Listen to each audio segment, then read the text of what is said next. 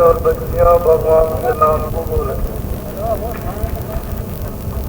पहले मैं बोलूंगा, उसके बाद आप।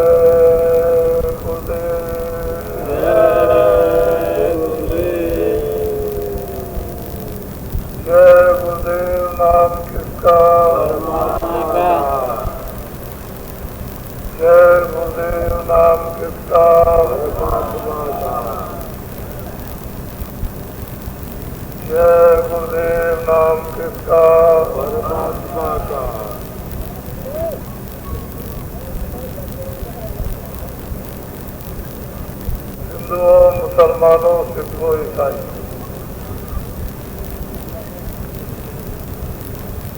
ओम ज्योतिष खेतिहर काश्तकारों, कर्मचारी अधिकारियों, सेठ साहूकारों और छात्रों, बहुत ही ध्यान से एक एक बात को आप सुनेंगे। सब लोगों का ध्यान हमारी तरफ रहे, तब आपके बहुत कुछ चीजें पल्ले पड़ जाएंगी। ये जो कार्यक्रम आपके सामने इस मैदान में हो रहा है, ये ओम ज्योतिष खेतिहर काश्तकार संगठन सम्मेलन,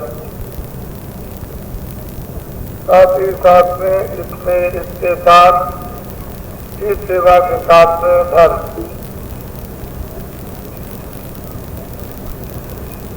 मानव धर्म और आध्यात्मिक धर्म, इन दोनों धर्मों की हम सभी को सब जगह जरूरत है और रहेगी।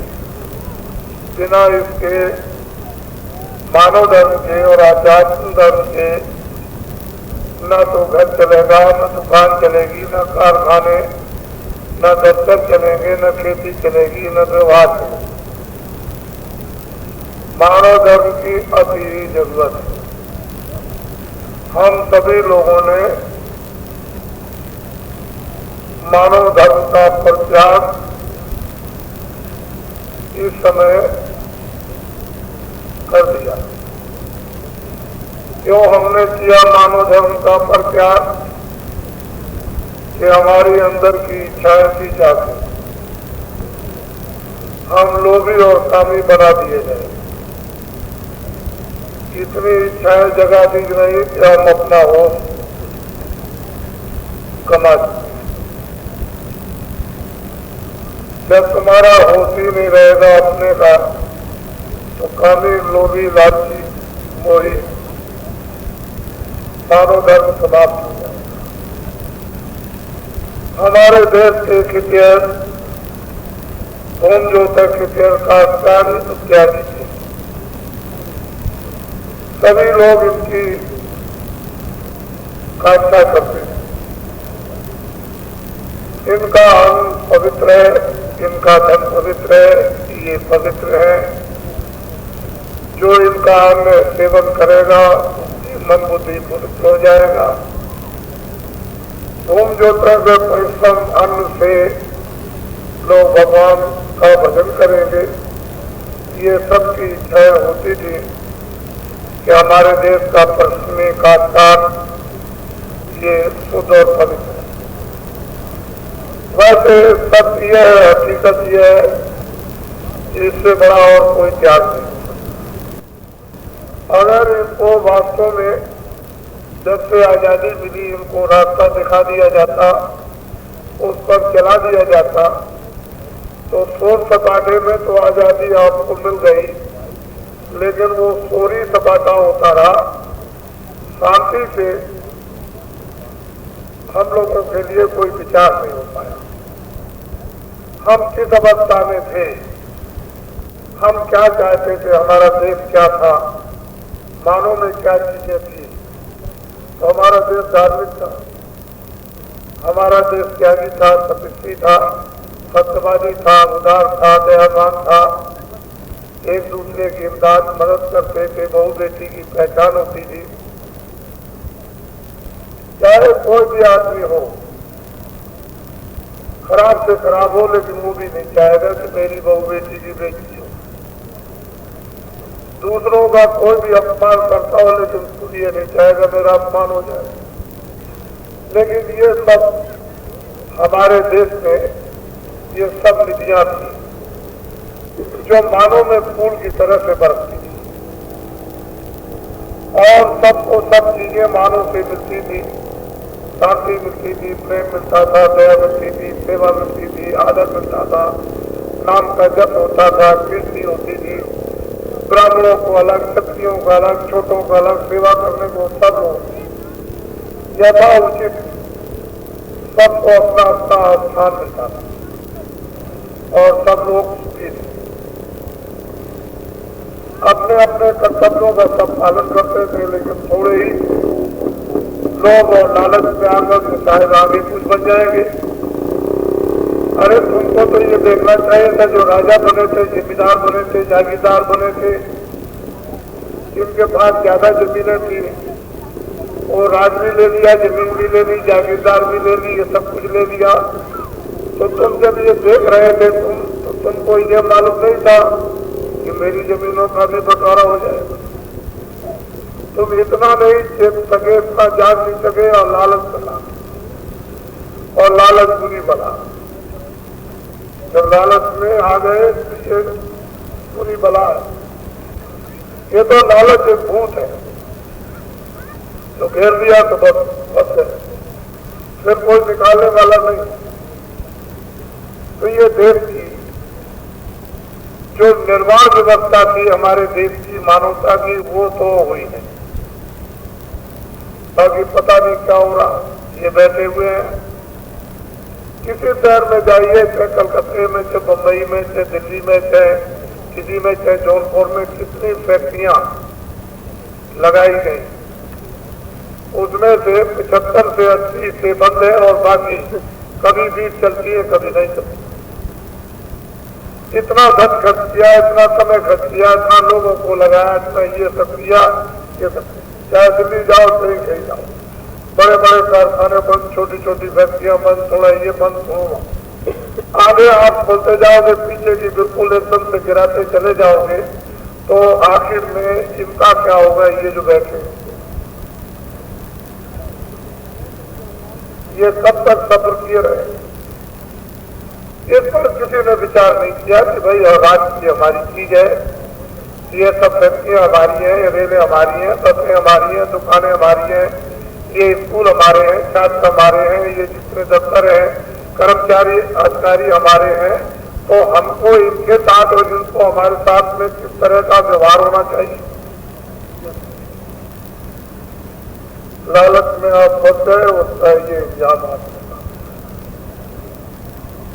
और ये देख रहे हो इतना बड़ा जो कार्यक्रम है, ये अखबार और रेडियो से इकट्ठा नहीं होता, न इसको कोई करना। ये सारी ताकत लगा दी जाए, आज 5-7 दिन से मैं यहाँ पड़ा हुआ हूँ, सारी ताकत लगा दी जाए, तब भी आदमी यहाँ नहीं पड़ सकता। ये ठंडी में कम से कम यही अनुभव करो कि इतनी ठंडी पड़ती है, इतना मैदान है, यहाँ लोग आए हुए हैं बाल बच्चों के साथ में, और ये चले आ रहे हैं, और रात को मतलब ये इसी पर कम से कम विचार कर लो।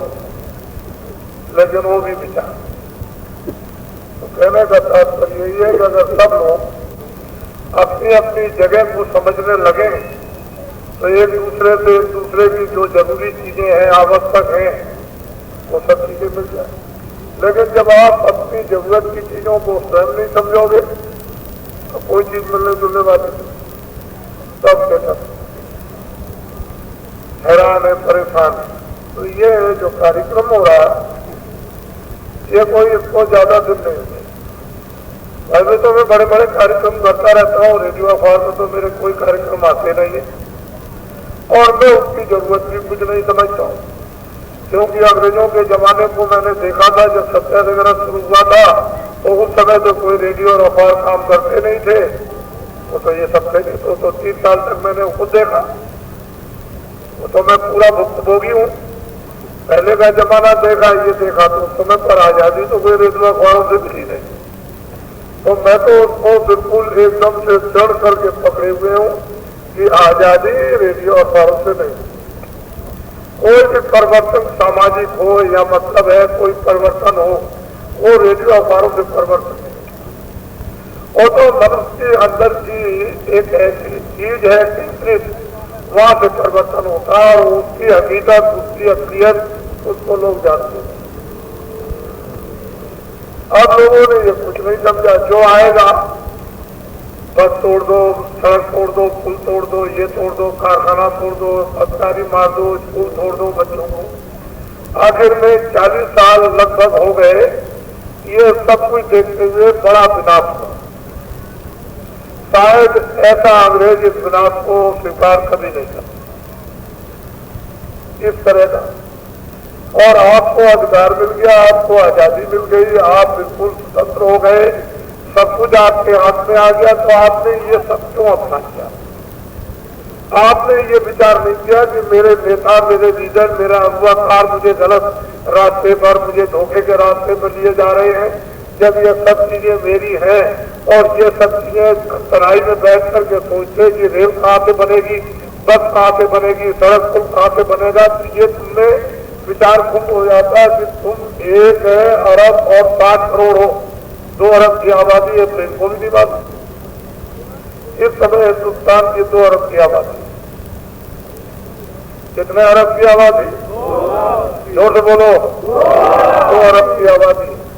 मैं आपकी कोई बात मानने वाला नहीं, मेरी बात एक भी झूठी होने वाली नहीं। अगर आज भारत की जनगणना कर ली जाए तो 2 अरब से 20 और 50 आदमी ज्यादा निकलेंगे, कम नहीं निकलेंगे।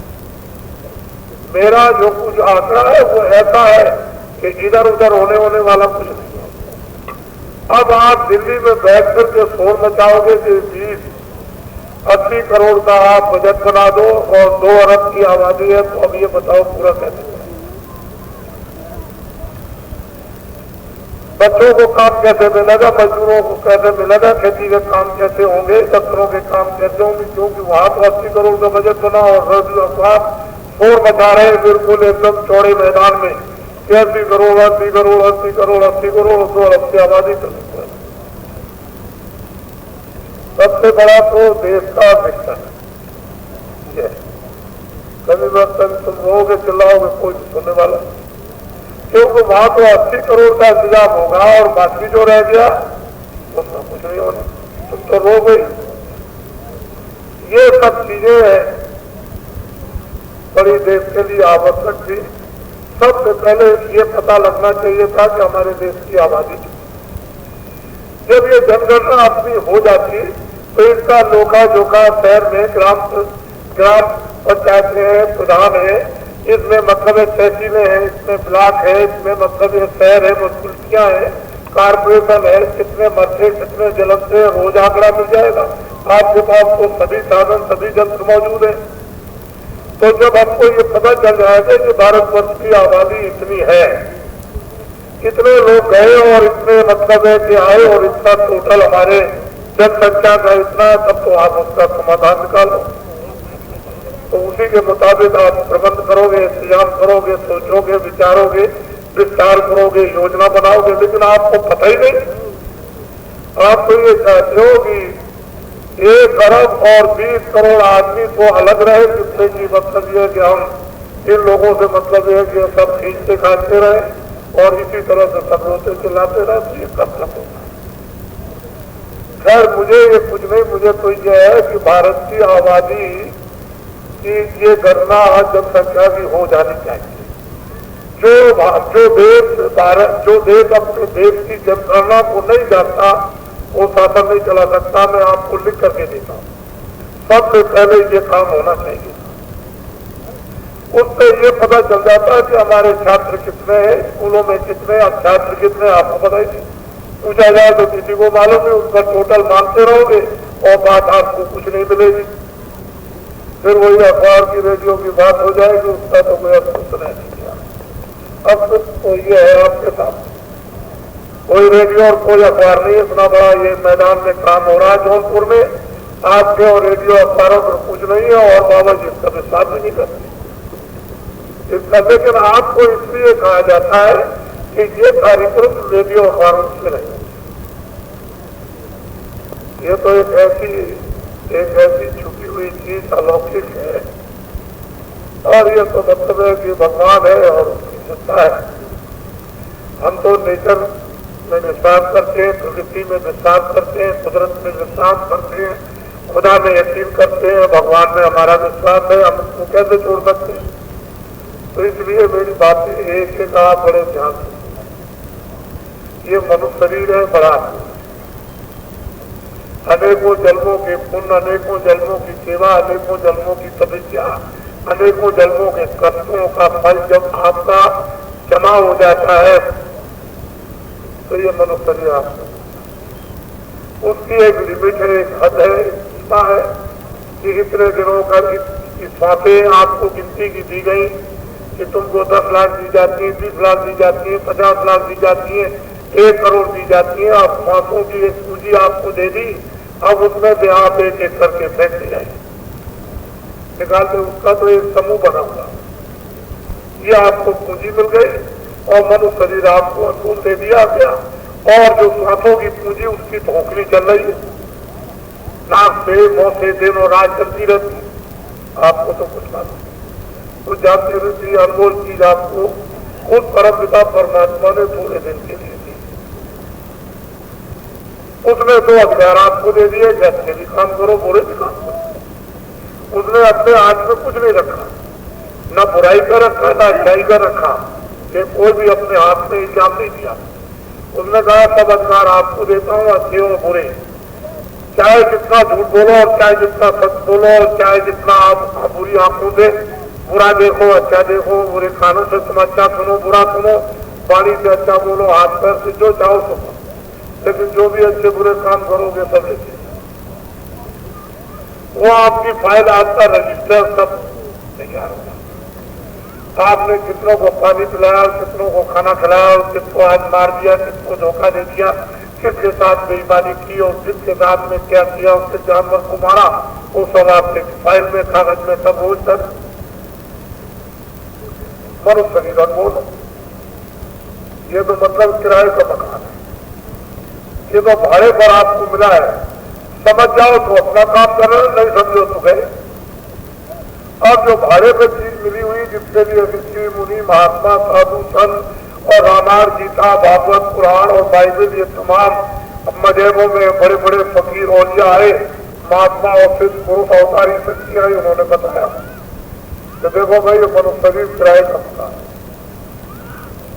इस मकान में इसकी भी हिफाजत करो, इसकी रक्षा करो, और इससे संबंधित जो छोटा सा परिवार है उसकी भी हिफाजत और रक्षा करो। साथ ही साथ में इस मानवता का तकाजा है कि कोई आ जाए, कोई भी तो उसे आके सत्कार कर दो, और भी अगर तुम्हारा समय बच जाए तो कोई सेवा कर डालो। लेकिन इसके साथ ही साथ में ये किराए का मकान है, जिसमें जो चेतन जीवात्मा, जो भगवान का अंश है, उसके लिए भी कुछ कर,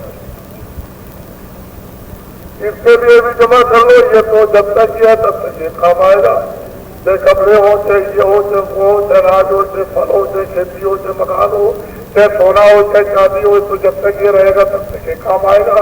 तो इसको भी आप इकट्ठा कर लीजिए, लेकिन इसमें जो जीवात्मा रहती है उसके लिए भी कुछ धन जमा करके जमा इकट्ठा, जब वो वक्त पर समय आ जाए, जैसे ही समय पूरा होगा, मकान मालिक अपने सिपाहियों को फौरन फरमाना वारंट काट के दे देगा कि जाओ, हुकुम सिंह का वक्त पूरा हो गया, जाओ मकान। और वो सिपाही वहां से जब दौड़ेंगे तो सीधी आवाज डायरेक्ट जाएगी, घर वाला कोई भी सुन सकता है, चाहे बच्चे बैठे हो, और कोई और उसी को सुनाई देगा कि हुकुम दे, तुम्हारा वक्त पूरा हो गया और अब तुम तैयारी करो, मैं आ रहा हूं मकान। उनकी आवाज को सुनकर के हुकुम का एकदम से होश खड़खड़ा जाएगा, एकदम खड़खड़ाएगा वो, और वो आते ही एकदम से सामने खड़े हो जाएंगे और कहेंगे मकान खाली करो, ये देखो कागज आ गया, मालिक का हुक्म हो गया। तो फौरन एकदम से वो सिपाही दबोच लेंगे, आंखों से देख नहीं देंगे, कानों से सुन नहीं देंगे, बाणी से बोलने नहीं देंगे और बुद्धि से कुछ भी विचार नहीं देंगे, बस फट से बोल दिया ये क्या हो गया, ये क्या हो गया, ये क्या हो गया, ये क्या हो गया, ये क्या हो गया। गांव घर वाले दौड़ पड़ेंगे, ये क्या हो गया, कुछ नहीं। और बस 1 मिनट के अंदर मन को, बुद्धि को, चित्त को, प्राणों को और जीवात्मा को ही से किराए के मकान से घसीट के बाद अब ये तो ये सीधा गिर गया।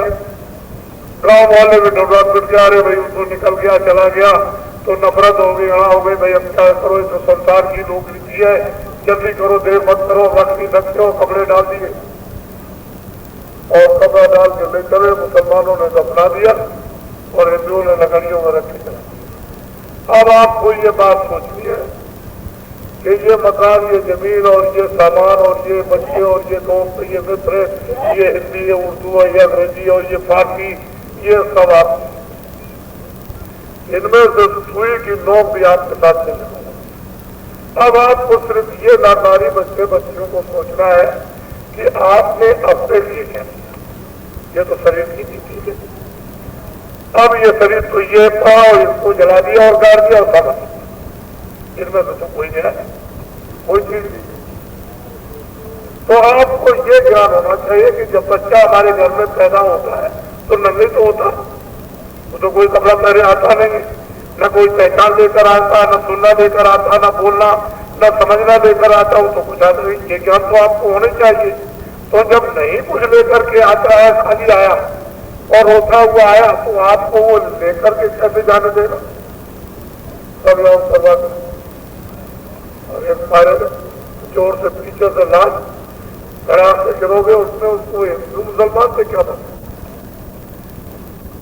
सब खेल खत्म। और मैं ये चाहता हूं कि आप इस बाहर मानवता के साथ साथ आप लोग जो भी हिंदू मुसलमान की ईसाई खेती करते हैं, खेती करो। दुकान वाले दुकान करते हैं, दुकान करो। दफ्तर में जो कर्मचारी अधिकारी काम करते हैं, लेकिन ये काम आप सब लोगों का ईमानदारी मेहनत का होना चाहिए। आखिर वहां तो जवाब आपको देना पड़ेगा, ये तो 2 दिन की चांदनी और इजलास, वहां तो ये सब लिखा हुआ, अभी मैं बताता हूँ आपको। तो असल में कीजिए ईमानदारी मेहनत। इन्होंने तो अपने सामने ही जलवा करके राख करवा दिया और गड़वा दिया, और सिपाही ले चले, वहां खड़े हो गए मजिस्ट्रेट के सामने। उनका खोलो इनकी फाइल, तो वह फाइल जब खोली गई तो उसमें एक भी कोई अच्छा काम नहीं, ये मार दिया, ये काट दिया, जानवर काट दिया, आदमी काट दिया, धोखा दिया, बेईमानी की और चोरी की और झूठे मुकदमे चलाए, वादा खिलाफी की, जमीन ले ली, मकान ले लिया, ये कर दिया, वो यही सब कोहरा मचा हुआ। वो पूरा का पूरा एक नक्शा है। आपके 50 साल का, 60 साल का खोल के सब रख दिया, जिसके साथ जो कर रहे हो। उन्होंने कहा कि भाई तुमको कोई महात्मा या कोई रामायण और गीता, उसने तुमको ये नहीं बताया कि पाप है पुण्य है। तो आप उसके क्या जवाब आपका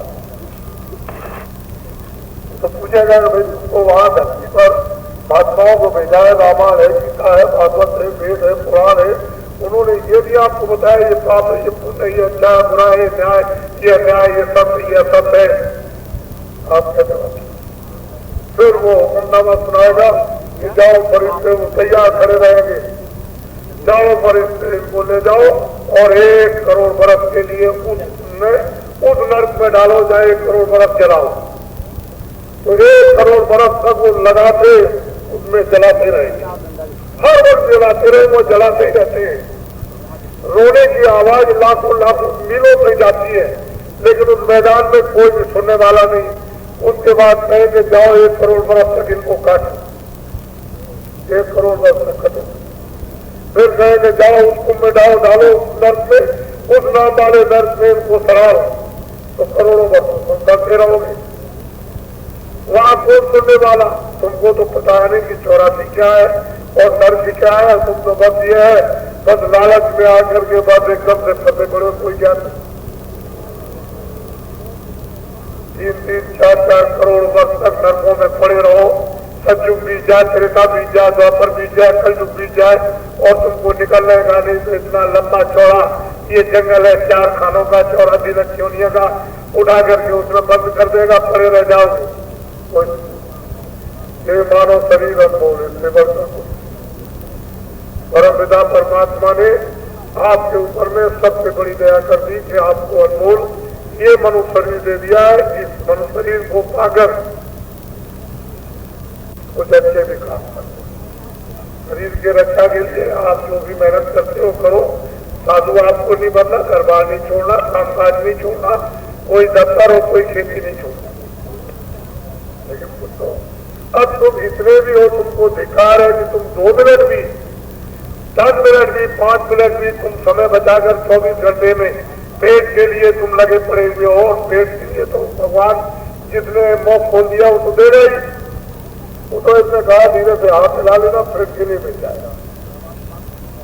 लेकिन तुम उसके लिए एकदम घुटना टेक करके बस एकदम से खाने के लिए पड़ गए, तो कम से कम 2 मिनट 4 मिनट उस जीवात्मा के लिए जो इसमें बैठी हुई है उसके लिए भी तो करना चाहिए। तुम्हारी जिंदगी को देखता है जो मनुष्य उत्तम महान अनमोल शरीर पाकर अपनी जीवात्मा के लिए जरा सा भी प्रयास नहीं करता है, तो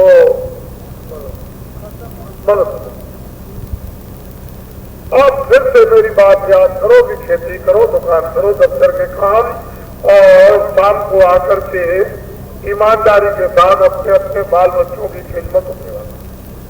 ये 2 ड्यूटी 2 काम अच्छी तरह से पहले पूरे कर। कौन मना करता है? ये सब माताएं जानती हैं कि बाबा जी का ये कोई उद्देश्य नहीं है, ना हमारे पति के लिए, ना हमारे बच्चों के लिए। सबको मालूम हो गया है कि ये खेती में, दुकान दफ्तर ही में रहना। साधु बनाने की जरूरत नहीं। हम तो जो साधु बने हुए उनको भी कहते हैं कि आप लोग ये सब छोड़ के काम करो, इनका मत खाओ। अगर ये पाप करेंगे तुम्हारे रहते हुए और तुम इनका अनाज खाओगे तो तुम भी डूब जाओगे गड्ढे में, उसी नरक में तुम भी चले जाओगे। क्योंकि जैसा होगा अन्न वैसा होगा मन, वैसी बुद्धि होगी और वैसी सजाएं मिलेगी। तो दिन में काम किया, खेती दुकान दफ्तर का, शाम को बच्चों की सेवा। कोई बीच में आ गया, आए का सत्कार सम्मान के साथ कर दो।